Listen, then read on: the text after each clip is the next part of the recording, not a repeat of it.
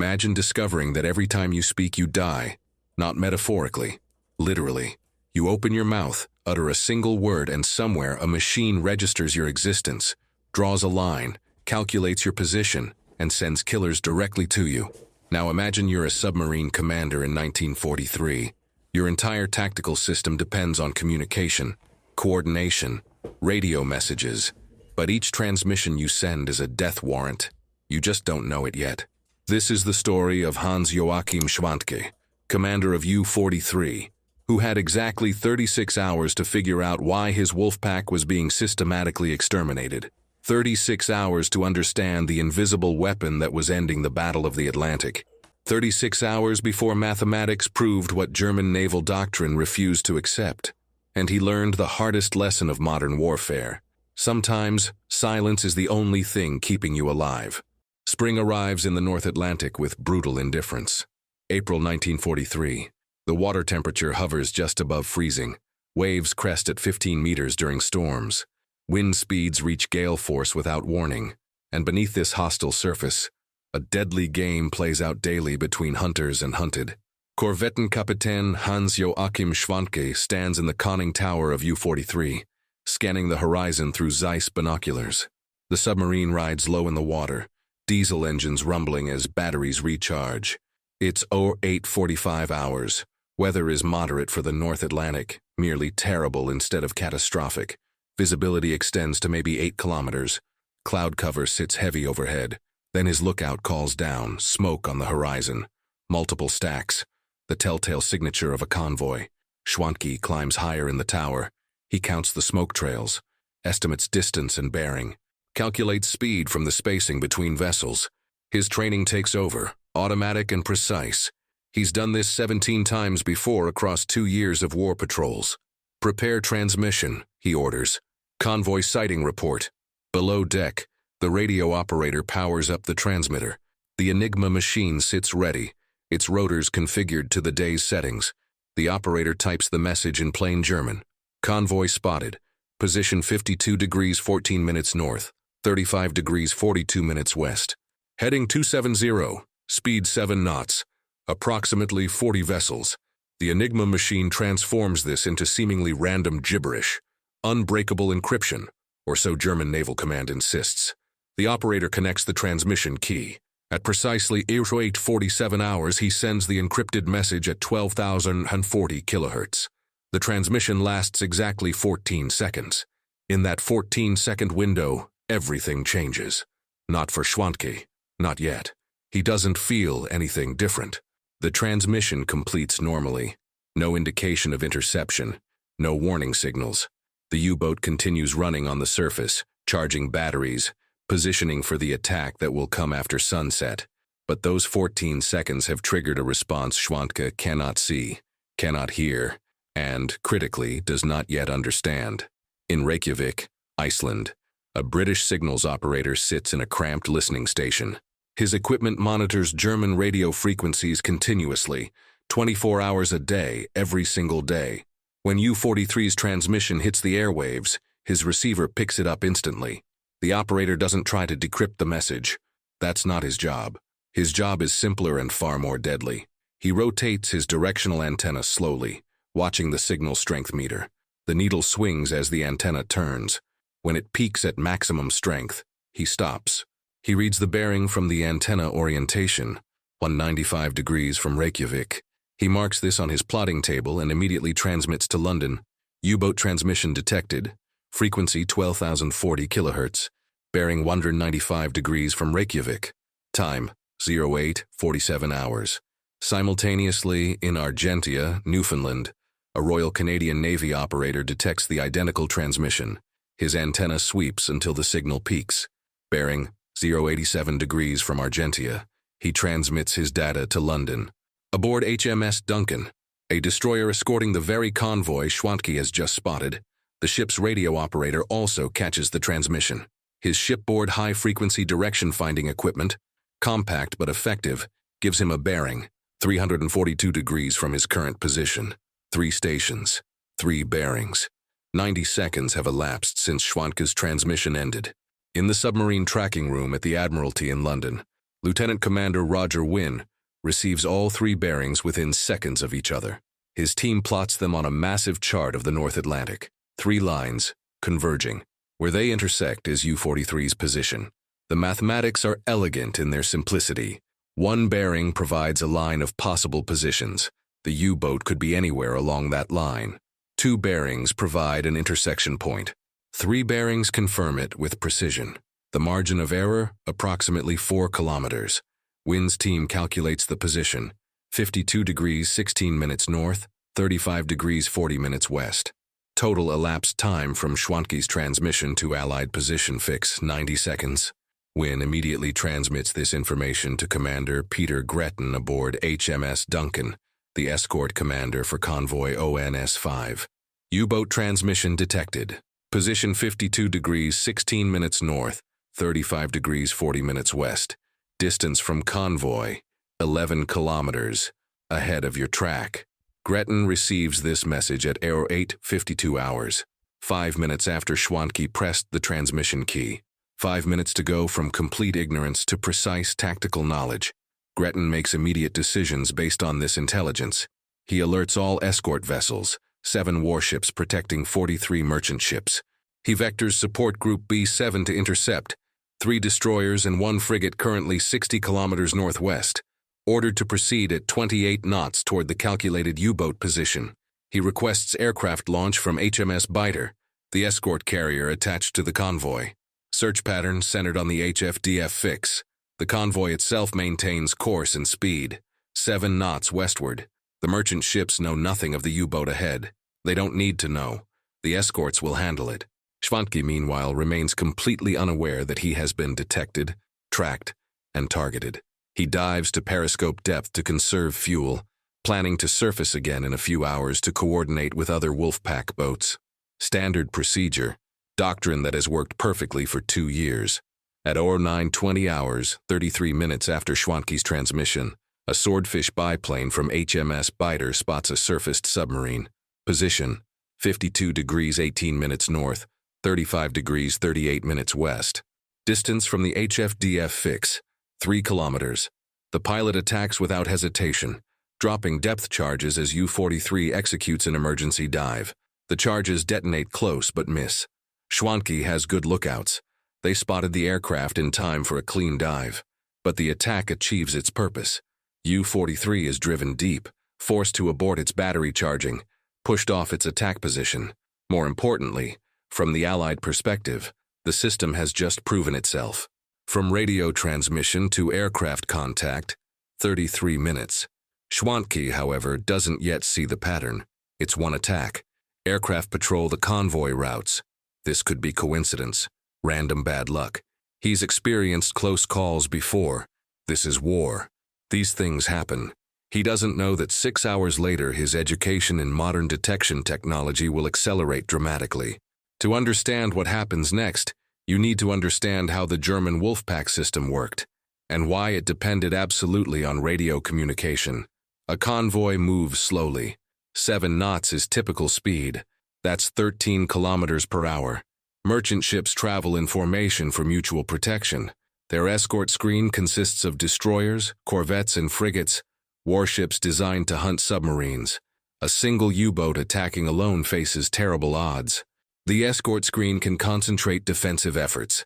One submarine simply doesn't have enough torpedoes to overwhelm the escorts and sink multiple merchants before being hunted down.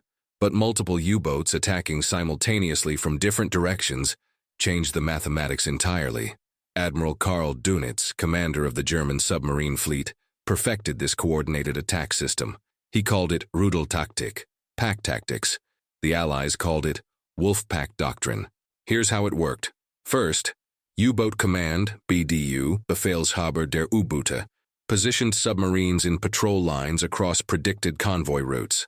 These lines might stretch for hundreds of kilometers, with boats spaced 30 to 50 kilometers apart.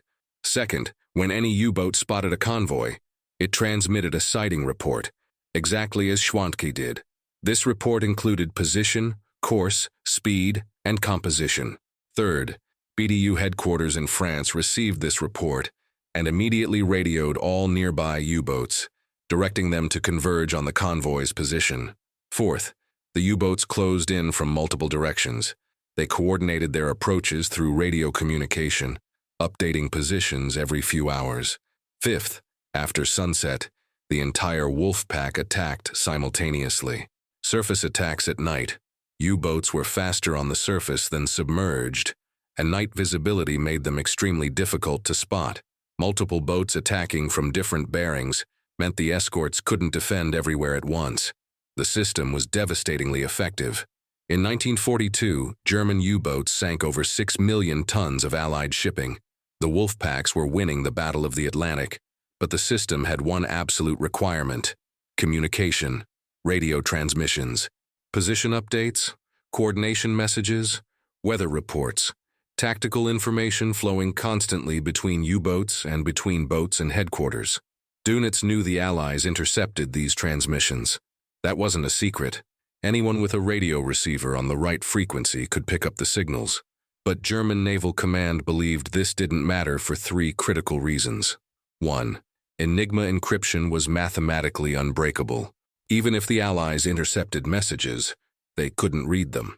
The cipher had astronomical numbers of possible rotor settings. Decryption was theoretically impossible. 2. Radio direction finding from shore stations was inaccurate. Shore-based systems might get a general bearing, but they couldn't provide precise positions in the vast Atlantic. The distances were too great, the errors too large. 3. Radio waves radiated in all directions equally. Basic physics. You couldn't determine distance from signal strength alone, only direction, and even that was imprecise. German doctrine stated these things as facts, and based on these facts, continued radio communication was safe.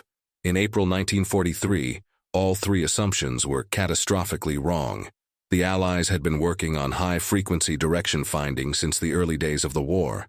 The British, in particular, had extensive experience with radio direction finding from World War I, but by 1943, they had transformed it from a basic tool into a precision weapon system.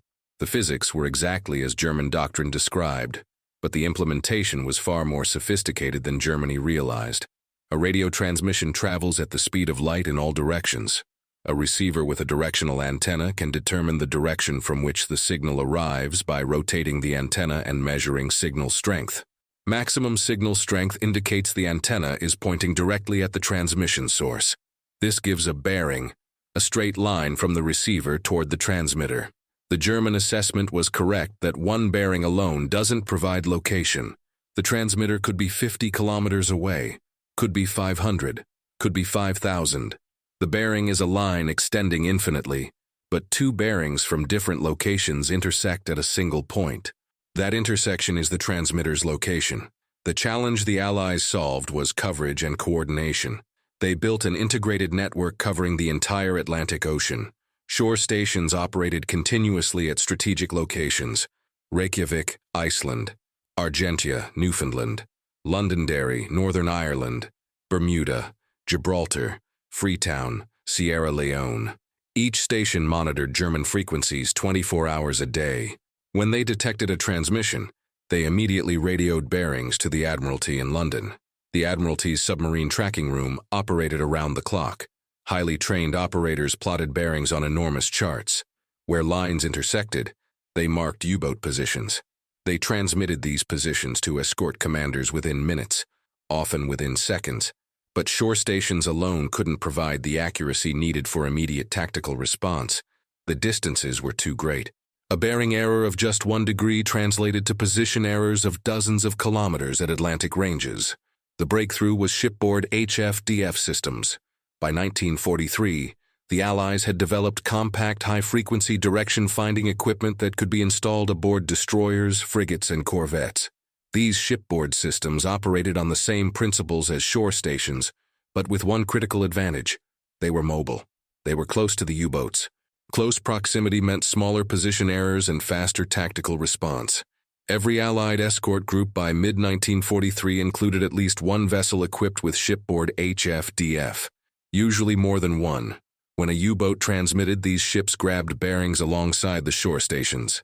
3 or 4 bearings from different platforms converging on a single point provided position accuracy within 5 kilometers, often better, and the system was fast.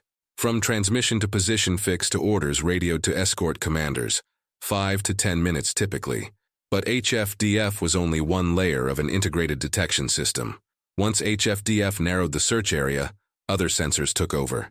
Centimetric radar, operating at 10-centimeter wavelength, could detect a surfaced U-boat at ranges up to 12 kilometers, even in darkness or heavy weather. The Germans knew the Allies had radar, but they underestimated its range and reliability. 10-centimeter radar was far more effective than the older metric wavelength systems. ASDIC, British sonar, tracked submerged contacts. Once a U-boat dove, ASDIC could maintain contact and guide attacking vessels. Hedgehog mortars revolutionized anti-submarine warfare. Unlike conventional depth charges, which were rolled or thrown off the stern, Hedgehog fired 24 contact-fused projectiles forward. The projectiles only detonated on direct hit with the submarine's hull. This meant attacking vessels could maintain sonar contact throughout the attack. Conventional depth charge explosions blinded sonar temporarily. Escort carriers provided air cover. Aircraft forced U-boats to remain submerged, draining their batteries, preventing them from achieving high-speed surface attack positions. The entire system worked because each layer fed into the next. HFDF provided the initial detection and narrowed the search area. Radar found the surface contact. Sonar tracked the submerged boat. Hedgehog delivered the killing blow. Aircraft prevented escape. German U-boat command knew pieces of this system existed.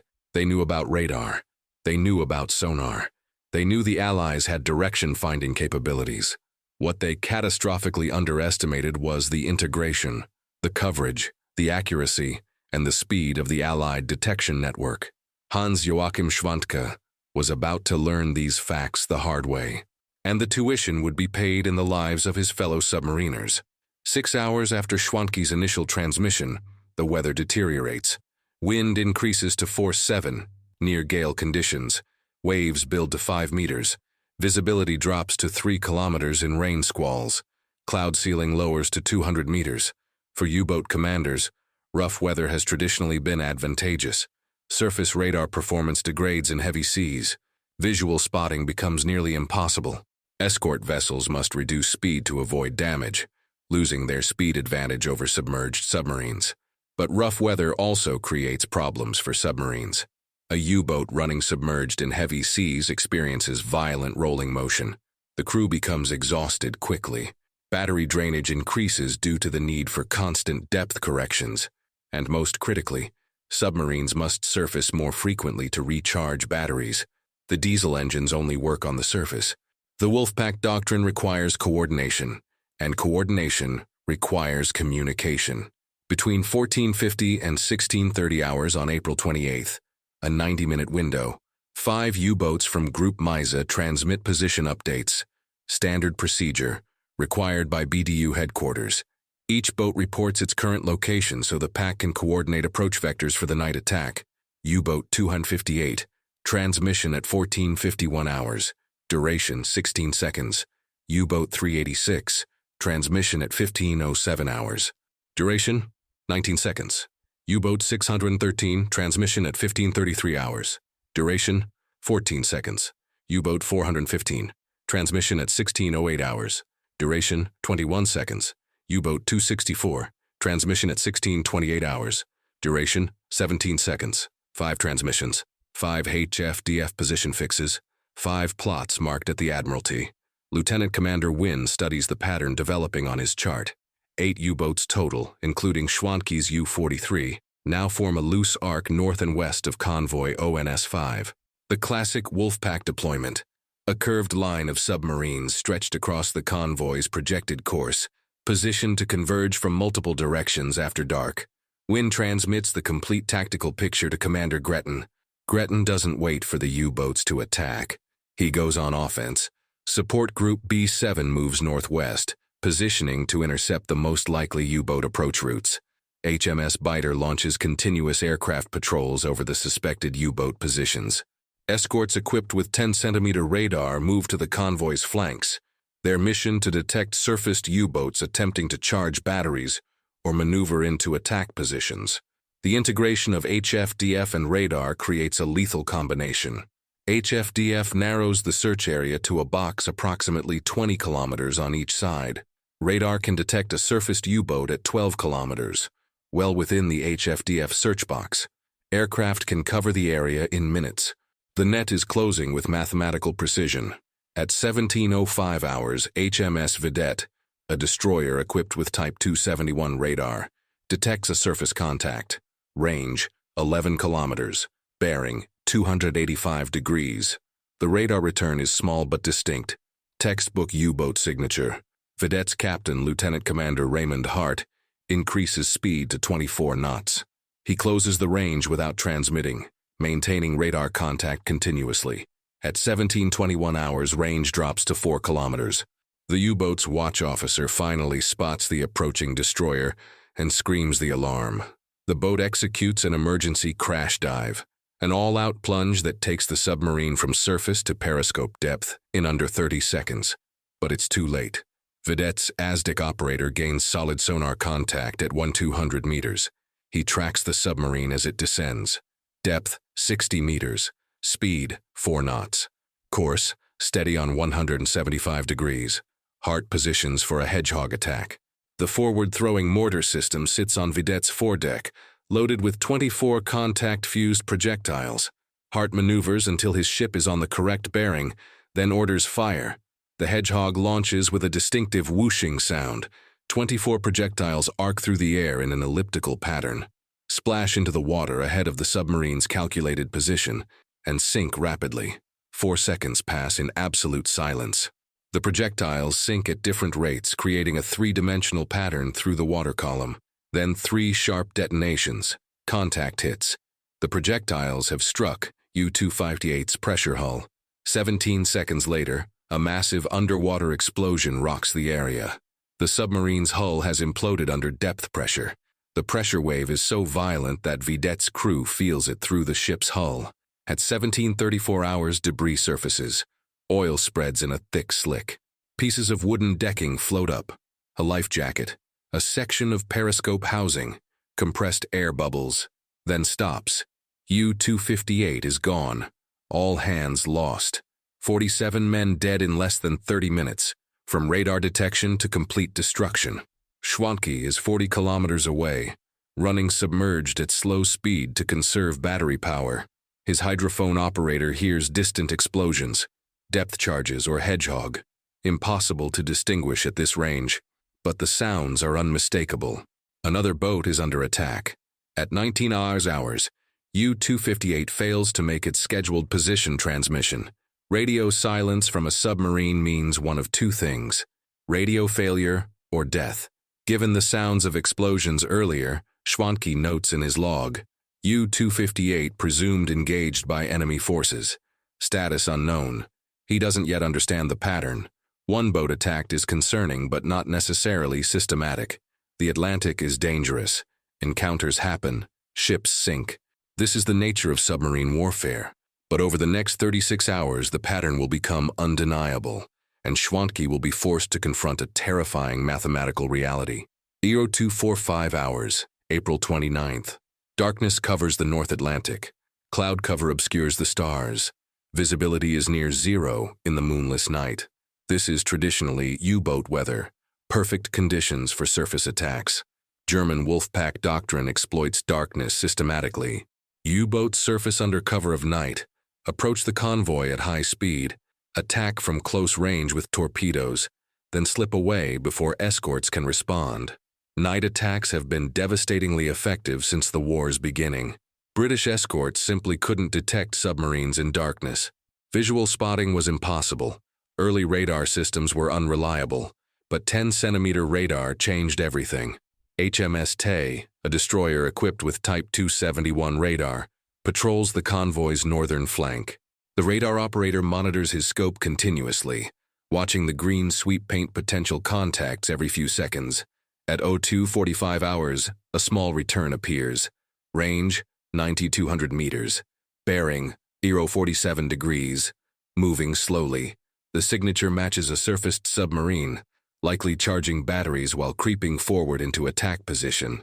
Lieutenant Commander Robert Sherwood, Tay's captain, orders silent approach. No transmissions. No increase in engine noise that might alert the U-boat. Tay accelerates to 26 knots, closing the range steadily. The radar contact remains steady. The U-boat hasn't detected the approaching destroyer. Its watch officers are scanning for visual contacts, but Tay is approaching from downwind in absolute darkness. Invisible. At 03 at 12 hours, range drops to 2,800 meters. Finally, Tay's silhouette becomes visible against the slightly lighter western horizon. The U-boat's watch officer spots it and screams the dive alarm. U-386 begins its crash dive, but it's far too late. Tay's ASDIC operator gains contact immediately. Target depth, 40 meters. Speed, 5 knots. Course, 175 degrees. The submarine is shallow and moving relatively fast. It's still in the initial dive phase, hasn't leveled off yet. Sherwood positions for hedgehog attack. The advantage of hedgehog over conventional depth charges is critical. The contact-fused projectiles only detonate on direct hit. If they miss, they sink silently to the ocean floor without exploding. No explosions means no sonar blindness. Tay can maintain continuous contact throughout the attack. At 03:27 hours, Sherwood orders fire. 24 projectiles launch in their elliptical pattern, arc through the darkness, splash ahead of the submarine's predicted position. 4 seconds of silence. Then 2 sharp detonations. Contact hits on U-386 hull. 29 seconds later, a catastrophic underwater explosion. The submarine's pressure hull has ruptured. Water floods in at crushing pressure. The boat implodes. From radar contact to confirmed kill, 17 minutes. U-386 and its entire crew of 48 men cease to exist. Schwantke surfaces at 04:30 hours for battery charging. He's been submerged for nearly 24 hours. Battery charge has dropped to 40%, dangerously low. If he's forced to dive and evade for extended periods, he won't have enough power. He must charge now. He maintains strict radio silence. No transmissions, no position reports, just silent running on the surface. Diesel engines rumbling, batteries charging through the motor generators. 2 hours pass without incident. No destroyers appear, no aircraft, no radar contacts. At 06:30 hours, with batteries at 70% charge, Schwantke dives again. Enough power for another full day submerged if necessary. But during his time on the surface, his hydrophone operator heard something. Distant explosions in the direction of U-386's last known position. Multiple detonations. Then silence. Schwantke pulls out his chart. He marks every U-boat position from yesterday's radio transmissions. Then he marks every explosion he's heard or boat that has fallen silent. U-258. Transmitted at 14:51 hours on April 28th. Explosions heard at 17:30 hours. Time elapsed, 2 hours, 39 minutes. U-386. Transmitted at 15:07 hours on April 28th. Explosions heard at approximately 04 hours on April 29th. Time elapsed, 12 hours, 53 minutes. U-43, his own boat. Transmitted once at 8:47 hours on April 28th. Aircraft attack at 09:20 hours. Time elapsed, 33 minutes. The correlation is impossible to ignore. Every boat that transmitted has been contacted by Allied forces within hours, usually within 30 minutes to 2 hours. Schwantke considers the possibilities. Maybe the Allies broke Enigma, but that wouldn't explain the rapid response times. Even if they could read the messages, they'd still need time to decode them and vector forces to intercept. The attacks are happening too quickly. Maybe there are Allied submarines tracking the wolfpack, but no submarine could achieve the positioning accuracy he's observing. The attacks are coming from multiple directions, different ships each time. Maybe shore-based direction finding. But German doctrine states that shore-based DF isn't accurate enough at these ranges. The Atlantic is too vast, the position errors too large, unless there are shipboard direction finding systems, mobile platforms close to the U-boats, multiple ships taking simultaneous bearings, triangulating positions in real time with high accuracy. That would explain everything: the rapid response times, the precision of the contacts, the systematic nature of the engagements. If the Allies have shipboard HFDF with the coverage and accuracy to fix U-boat positions within minutes of transmission, then the entire wolfpack doctrine is based on a false assumption. Radio communication isn't safe. It's suicide. Every position report is painting a target on the transmitting boat. Every coordination message is summoning hunters directly to that location. The system that makes wolfpacks effective has become the system that kills them. Schwantke understands the implications immediately, but understanding and acting are two different things. He's bound by military orders. Disobeying direct commands from BDU headquarters means court-martial, and Admiral Donitz's orders are clear. Maintain communication, coordinate with the wolfpack, report positions regularly. At 18 hours on April 29th, 36 hours since Schwantke's first transmission, BDU headquarters transmits orders to all Group MISA boats. Report positions immediately for coordinated night attack. It's a direct order. Mandatory compliance, no discretion. Between 18 FAR and 1845 hours, 12 U-boats transmit their positions. Schwantke monitors the radio frequencies and hears each transmission. Brief, encrypted, professional, exactly as trained. He also hears his death sentence. 12 boats have just told the entire Allied fleet exactly where they are. The slaughter, 36 to 48 hours. At the Admiralty's submarine tracking room, Lieutenant Commander Wynne receives all 12 position reports within 40 minutes. His plotting team marks each position on the massive chart. The tactical picture is now complete and utterly clear. 12 U-boats arrayed in a classic attack formation. Positions, courses, and speeds all known with precision. The wolfpack is perfectly positioned for a coordinated attack, and the Allies know exactly where every single boat is located. Wynne transmits the complete picture to all escort groups. Commander Gretton makes the critical decision. Don't wait for the U-boats to attack. Strike first. Hit them before they can coordinate. Exploit the advantage that HFDF has provided. Escorts move directly toward the HFDF positions. Support groups position to cut off retreat routes. Aircraft from HMS Biter launch for night patrols equipped with flares and depth charges. What follows over the next 10 hours is systematic destruction. 20 hours. HMS Vedette contacts U-613 based on HFDF fix. The submarine is forced to dive immediately before achieving battery charge. Depth charges severely damage the boat's pressure hull. U-613 is forced to abort its patrol, turning for home with emergency repairs barely keeping water out. 1:30 hours. A swordfish aircraft from HMS Biter locates U-415 on the surface. The aircraft drops flares and attacks with depth charges. Moderate damage to the conning tower and forward hydroplanes. U-415 dives but can no longer maneuver effectively. The captain aborts patrol. 23:10 hours. HMS Tay and HMS Vedette coordinate an attack on U-84. The submarine is trapped between two destroyers, forced deep, hunted methodically for over an hour. Hedgehog attack at 00:25 hours April 30th scores multiple hits. U-84 implodes. All 46 crew members die. 01:45 hours. Support Group B7 contacts U-630 based on precise HFDF positioning. 3 destroyers coordinate the hunt. The U-boat is pursued for 3 hours, forced repeatedly to dive and maneuver, draining batteries catastrophically. At 04:47 hours, U-630 is forced to surface with completely exhausted batteries. Hedgehog attack at 04:53 hours. The submarine sinks in less than 2 minutes. 4 survivors recovered from the water. 44 dead. 03:20 hours. HMS Duncan contacts U-264. The submarine is hunted relentlessly, driven deep, prevented from surfacing. After 4 hours of evasion, batteries completely exhausted, life support failing, the captain surfaces to surrender rather than suffocate.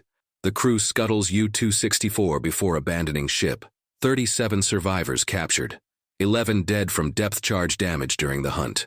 Between 20 hours on April 29th and 04 hours on April 30th, Allied forces make contact with 6 different U-boats. 3 are destroyed outright. 2 are so severely damaged they must abort patrol. 1 is captured after being hunted to battery exhaustion. Not one of these U-boats gets into attack position. Not one fires a torpedo at the convoy. 0 merchant ships damaged. 0 merchant ships sunk.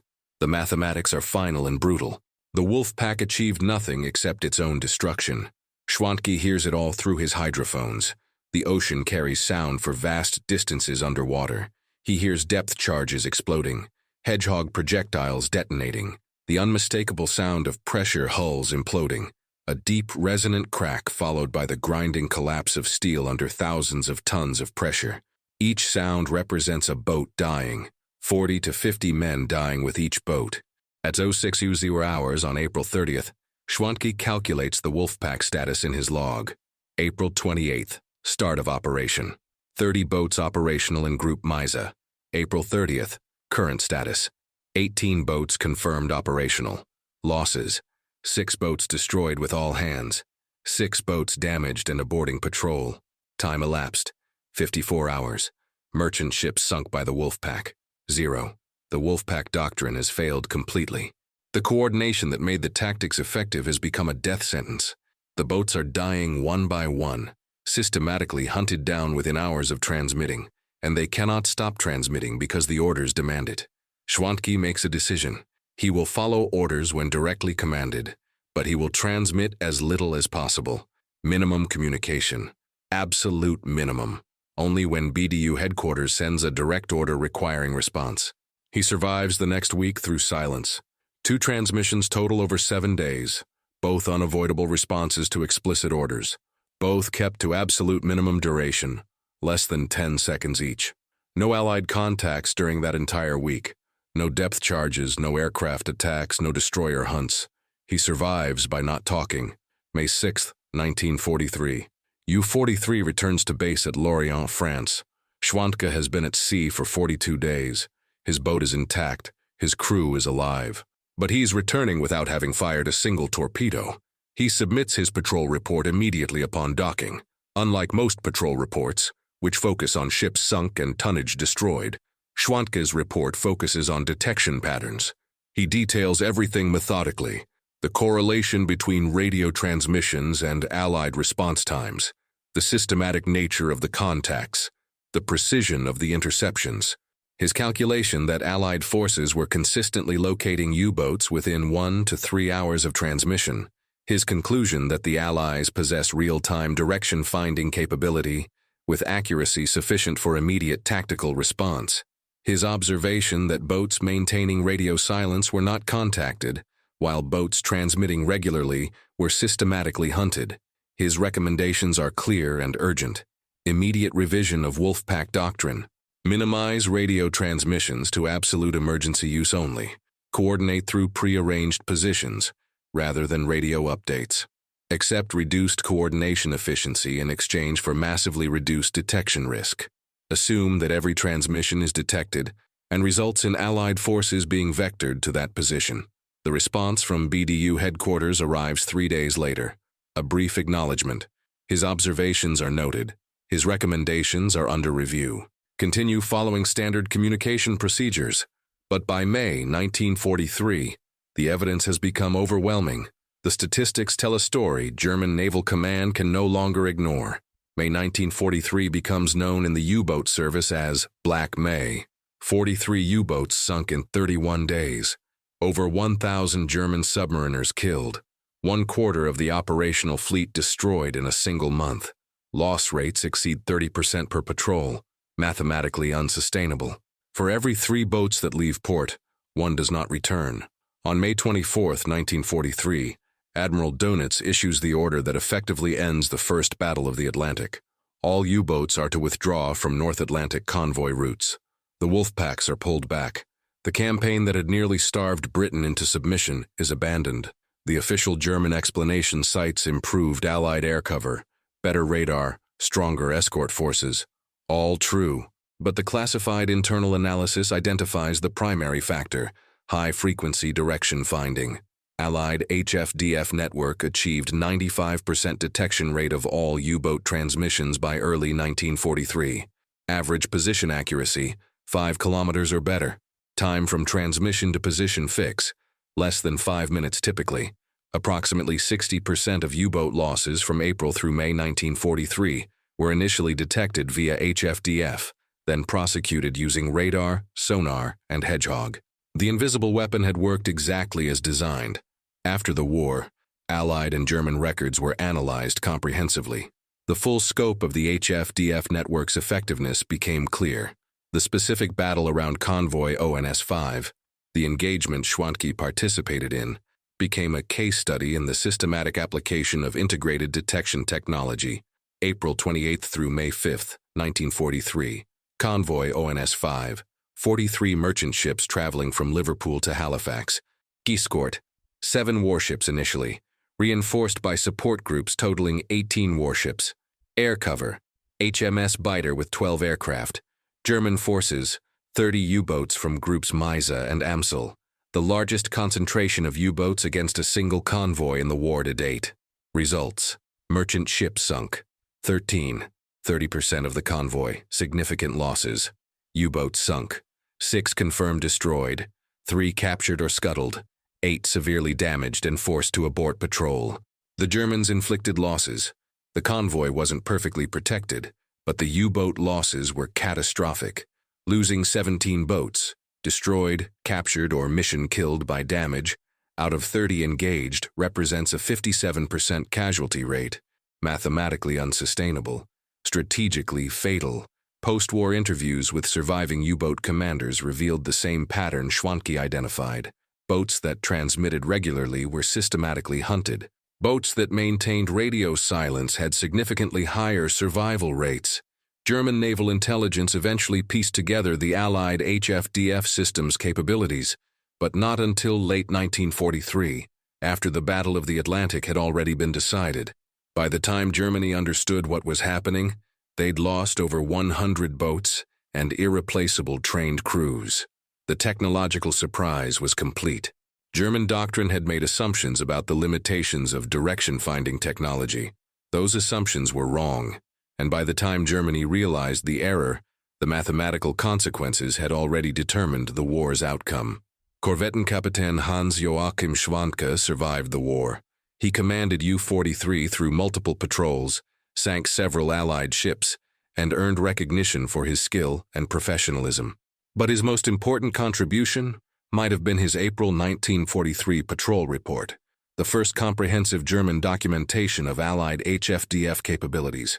He had learned in 36 hours what German Naval Command took months to accept. In modern technological warfare, talking could mean dying, and sometimes silence was the only thing keeping you alive. Let's break down the mathematics that made HFDF so effective, because the numbers are what made this weapon system devastating. A radio transmission travels at the speed of light, approximately 300,000 kilometers per second. When U-43 transmitted its 14-second message, that signal radiated outward at light speed in all directions. Reception was instantaneous. Shore stations in Iceland and Newfoundland, both over 1,000 kilometers from the transmission point, received the signal with effectively zero time delay. Light speed propagation means distance doesn't create meaningful delay at these ranges. Bearing accuracy from a single station, approximately plus or minus 2 degrees with quality 1943-era equipment. At a range of 1,000 kilometers, a 2-degree bearing error translates to a position uncertainty of about 35 kilometers perpendicular to the bearing line. That's too large for tactical use. You can't vector ships to search a 70-kilometer wide zone and expect quick results. But 2 bearings intersect. If both have 2-degree errors, the intersection zone becomes much smaller. Basic trigonometry. 2 lines with small angular errors create a small intersection area when they cross at roughly perpendicular angles. Shore stations in Iceland and Newfoundland were positioned specifically to provide nearly perpendicular bearings for mid-Atlantic positions.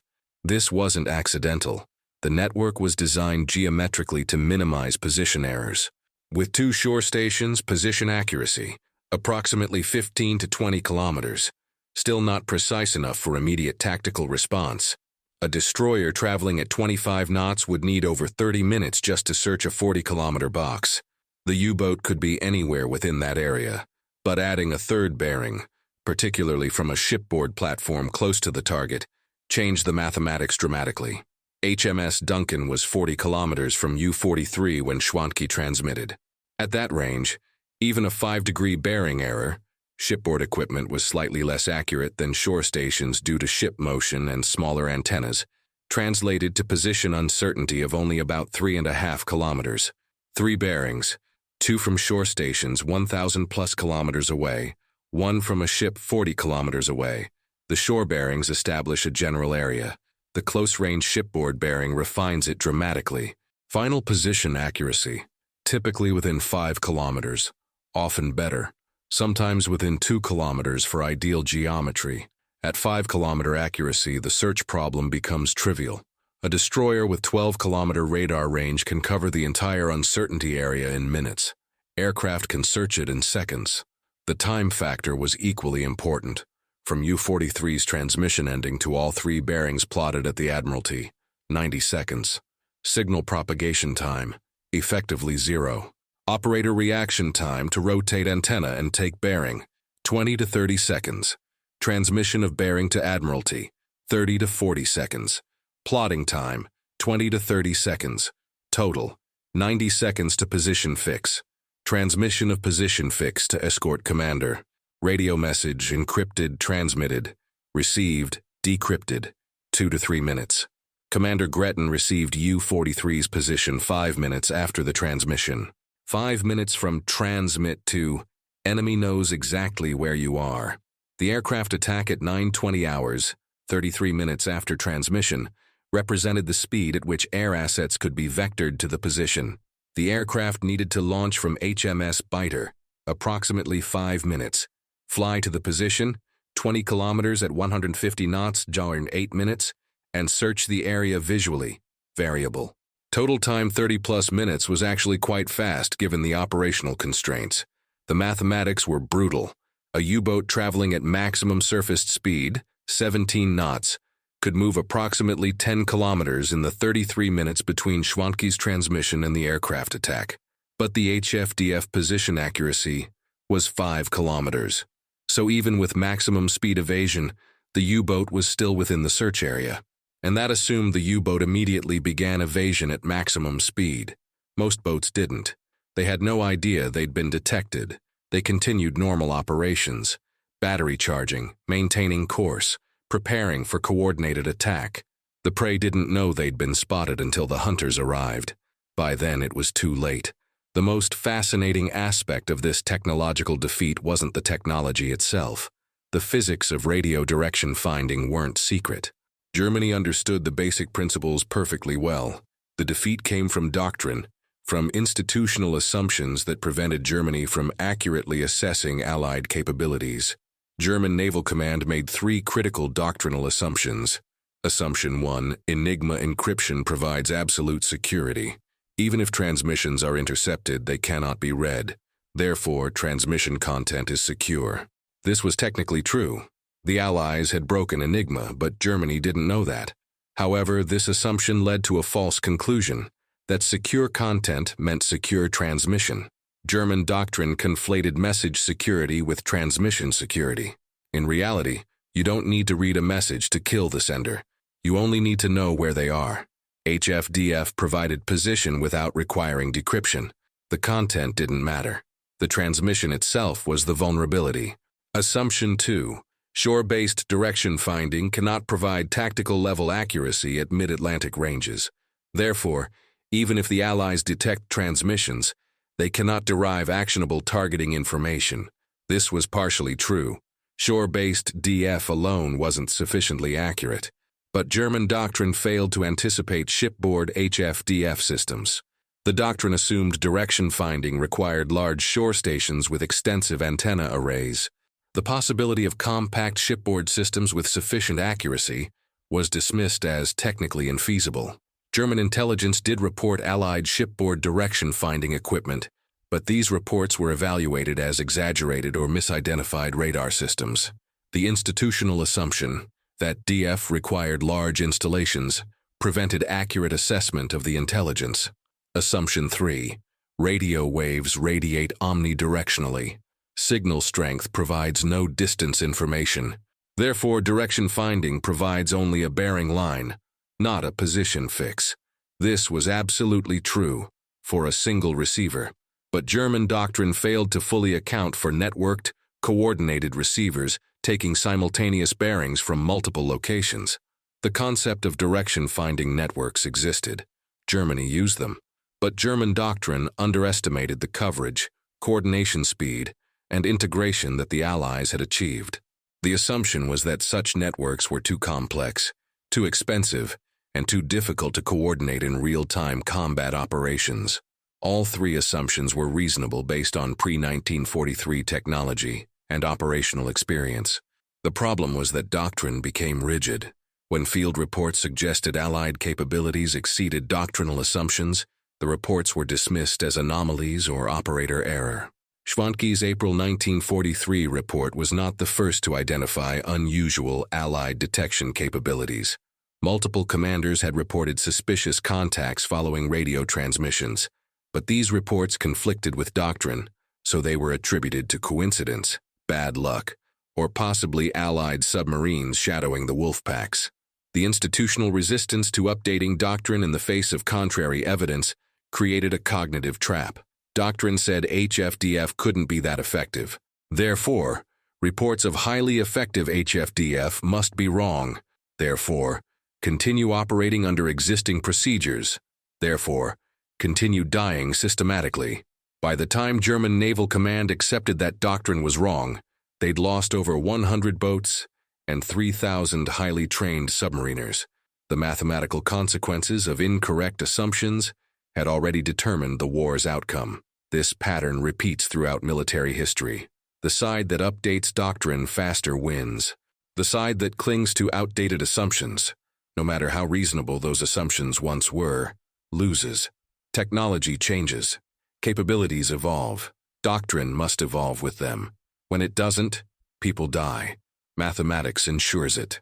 High-frequency direction finding never achieved the fame of other World War II technologies. Radar got the glory. Sonar was widely recognized. The atomic bomb became legendary. Code breaking at Bletchley Park eventually received extensive historical attention. But HFDF remained obscure. It was classified throughout the war and for years afterward. The full scope of the network wasn't publicly revealed until the 1970s. Even today, it's rarely discussed outside specialized naval history circles. Yet HFDF arguably had greater strategic impact than any of these more famous technologies. Radar detected contacts. Important, but escorts still needed to intercept and attack. Radar alone didn't sink submarines. Sonar tracked submerged boats. Critical for prosecution, but you needed to know where to search first. Sonar couldn't search the entire ocean. Code breaking provided strategic intelligence, invaluable for planning, but it didn't provide real-time tactical positions. Even with Enigma messages decrypted, you still needed to find the submarines before you could attack them. HFDF provided real-time tactical-level positions with accuracy sufficient for immediate attack. It transformed the hunt from a search problem into a targeting problem, and in warfare, that transformation is decisive. The weapon was invisible in multiple senses. The technology itself was invisible. Radio waves can't be seen. The detection was invisible. U-boats never knew they'd been spotted until the attack came, and the strategic impact remained invisible to the Germans until too late to matter. Schwantke figured it out in 36 hours. German Naval Command took 6 months. By then, the Battle of the Atlantic was over. The HFDF system established principles that remain fundamental to modern warfare. Principle 1. In network-centric warfare, communication becomes vulnerability. The more you coordinate, the more you expose yourself. Modern militaries face the same trade-off: coordination effectiveness versus signature management. Principle 2. Integration multiplies effectiveness. HFDF alone was useful. HFDF integrated with radar, sonar, air cover, and fast response forces was devastating. Modern military doctrine emphasizes sensor fusion and integrated operations for exactly this reason. Principle 3. Real-time information dominance wins battles. The side that knows where the enemy is, while the enemy doesn't know they've been spotted, has overwhelming advantage. This principle drives modern investment in ISR, intelligence, surveillance, reconnaissance, capabilities. Principle 4. Doctrine must evolve with technology. Assumptions that were correct yesterday may be catastrophically wrong today. Institutional resistance to updating doctrine kills people. Principle 5. The most effective weapons are often the least visible. Strategic impact doesn't correlate with dramatic effect. HFDF never sank a submarine directly. It just told everyone else where to find them. But that information was more valuable than any weapon system. These principles shaped Cold War naval doctrine. Soviet submarines operated under strict radio silence during patrol. NATO navies invested heavily in passive detection systems. The entire submarine strategy shifted toward stealth and away from coordination. Modern military communication faces the same fundamental challenge. Satellites can be tracked. Radio transmissions can be intercepted. Data links can be jammed or exploited. Every communication is a potential vulnerability. The balance between coordination effectiveness and signature management remains the central challenge of modern military operations. Schwantke learned that lesson in 36 hours in April 1943. Military forces are still learning it today. Hans-Joachim Schwantke survived the war, one of the relatively few U-boat commanders to do so. U-boat service had the highest casualty rate of any branch of any military in World War II.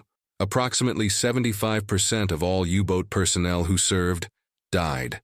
Of roughly 40,000 men who served in U-boats, about 30,000 were killed. Schwantke survived because he understood the mathematics early. He minimized transmissions. He operated independently rather than coordinating constantly. He sacrificed tactical coordination for strategic survival. His post-war interviews provided critical information for historical analysis of the Battle of the Atlantic.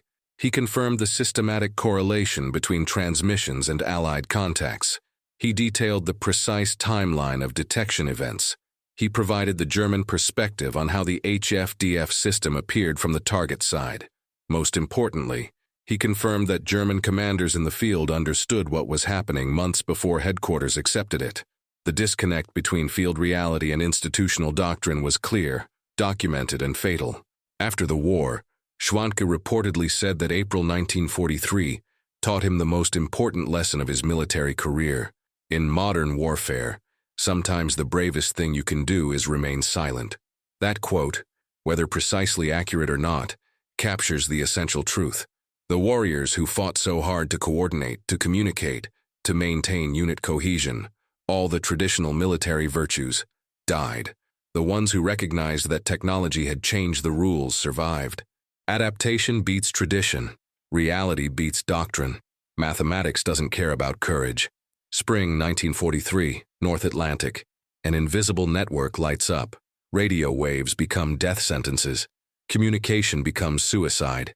And 36 hours is all the time one commander needs to understand that the war has fundamentally changed. The Battle of the Atlantic wasn't won by heroism, though there was plenty. It wasn't won by firepower, though that mattered. It was won by mathematics, by integrated systems, by information dominance. High-frequency direction finding gave the Allies one critical advantage.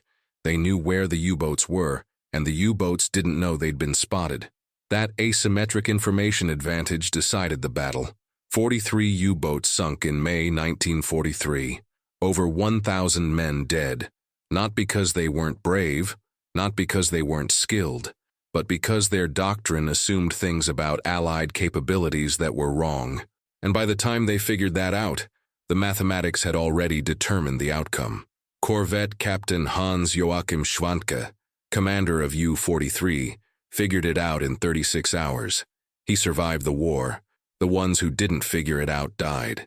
The invisible weapon worked perfectly, not through firepower, through information, through the simple mathematical fact that if you know exactly where your enemy is, and they don't know, you win.